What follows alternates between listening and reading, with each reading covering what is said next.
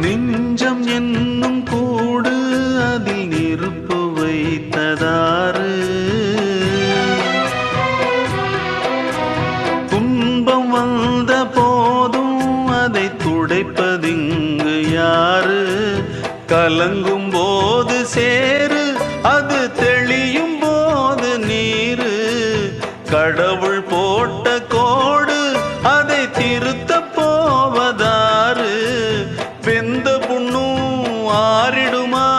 வேதனை தான் தீர்ந்திடுமா?